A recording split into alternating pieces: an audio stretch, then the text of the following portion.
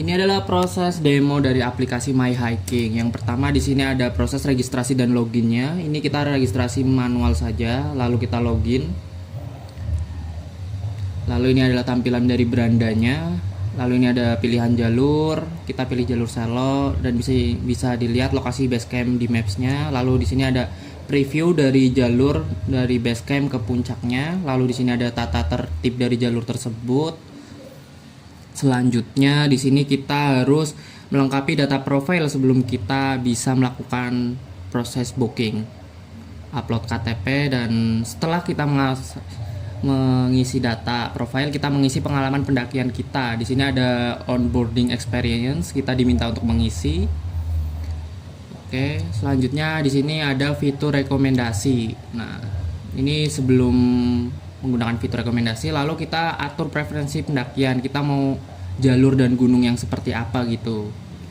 Nanti akan ditampilkan rekomendasi dari fitur ini. Nah, ini adalah rekomendasi dari preferensi yang sudah diatur. Lalu ini ada fitur pertemanan. Kita bisa menambahkan teman by ID. Oke, setelah pertemanan bisa di ACC. Maka kalau sudah berteman seperti ini, maka bisa diajak untuk mendaki. Lalu di sini ada fitur cuaca dari masing-masing gunung. Jadi bisa untuk memperkirakan untuk persiapan pendakian. Lalu ini adalah proses booking tiket secara manual. Pilih gunung dan jalurnya saja. Lalu ini ada lokasi basecampnya itu di mana. Lalu ada preview jalur dari basecamp ke puncaknya. Lalu kita pesan saja langsung. Kita pilih tanggal naik dan turunnya. Selanjutnya kita bisa melihat info kuota pendaki yang masih tersedia. Lalu kita bisa mengajak teman kita yang sudah ditambahkan atau by ID. Lalu pembayarannya itu akan sekalian, bisa menggunakan kris atau virtual account. Lalu jika pembayaran berhasil, maka ini sudah muncul tiketnya dan bisa di-download dan bisa dilihat di galeri. Oke, selanjutnya kita melakukan proses check-in dan check-out by QR code. Ini kita check-in, masuk, lalu kita proses mendaki dengan cara kita mendownload tiket GPX-nya terlebih dahulu, lalu kita upload GPX-nya untuk kita melakukan tracking by aplikasi, teman-teman. Jadi nanti ini maps-nya akan terlihat. Ini contoh kecilnya saja ya, teman-teman. Jadi kita bisa mendaki secara online maupun offline gitu. Dan di fitur ini pun bisa terdeteksi jika kita offline terjadi apa-apa, kita bisa terdeteksi kapan terakhir kita online, kita berada di mana gitu. Oke, di sini kita mendaki. Nah, yang di sebelah kanan ini adalah layar pemantauan dari penjaga basecamp dan yang sebelah kiri ini adalah tracking dari user pendakinya.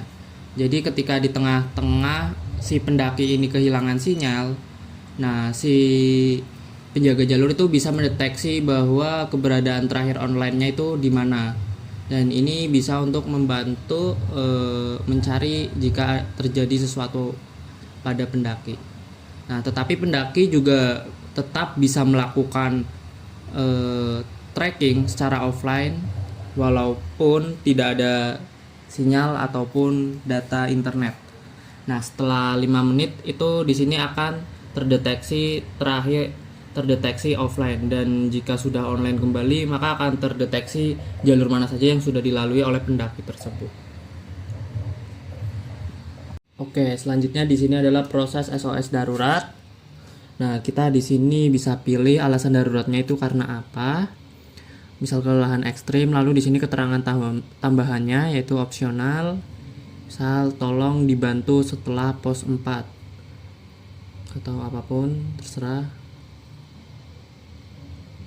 Kita tulis keterangan tambahan atau opsional lalu kita kirim SOS. Nah, jika sudah, maka nanti akan terkirim ke penjaga basecamp. Nah, di penjaga basecamp itu nanti halamannya akan seperti ini, ada alert permintaan darurat masuk, lalu diterima oleh penjaga basecamp. Lalu kita bisa tahu nih, tadi yang minta bantuan itu posisinya di mana. Bisa dilihat di Google Maps titiknya di mana. Nah, setelah Penjaga Basecamp tahu, bakal direspon permintaannya. Setelah direspon, mungkin penjaga Basecamp bakal menghubungi melalui nomor telepon atau HP, atau mungkin langsung menangani menuju titik posisi tersebut. Nah, setelah ditangani mungkin ditandai selesai. Nah, jika belum ditandai selesai, maka si pendaki tidak bakal bisa meminta SOS kembali. Nah, selanjutnya di sini ada proses booking via chatbot. Nah, di sini contohnya saya ingin naik Gunung Merbabu jalur Selo pada tanggal 31 Juli 2026 sendirian dan turun 30 Juli 2026 dan turun pada 1 Agustus 2026. Nah, di sini bakal disediakan card tiketnya untuk dipesan. Lalu dipesan saja, nanti bakal muncul detail pesanannya. Nah, ini detail pesanannya. Lalu kita konfirmasi dengan benar dan harganya.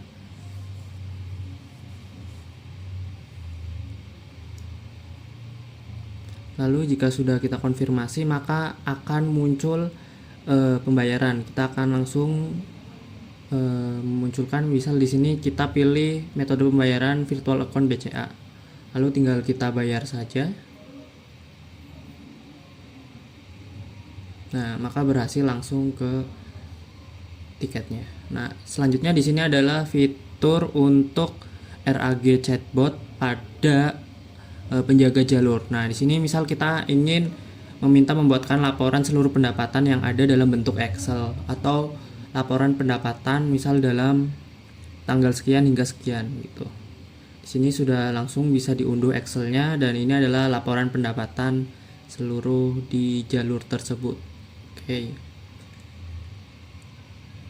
Dan selanjutnya ini adalah fitur RAG chatbot pada admin utama. Admin, misal di sini kita meminta menambahkan gunung baru bernama Gunung Sindoro gitu.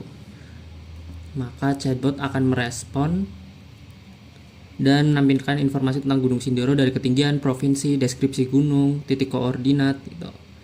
Nah, jika sudah, maka kita setuju dan gunung berhasil ditambahkan. Kita refresh. Nah, di sini gambar belum ada, nanti kita tinggal tambahkan manual.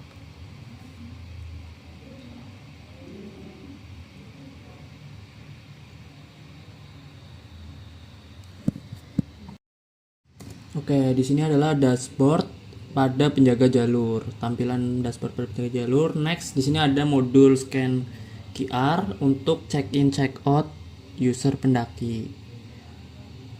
Di sini bisa upload gambar juga. Lalu di sini ada SAR dashboard untuk kelola permintaan darurat dari pendaki. Lalu di sini ada pemantauan jalur untuk memonitoring pendaki di jalur ini. Lalu di sini ada riwayat pengunjung, data pendaki yang mengunjungi jalur ini, yang sudah check-in, check-out, atau yang baru booking. Lalu di sini bisa mengelola jalur untuk update informasi jalur pendakian.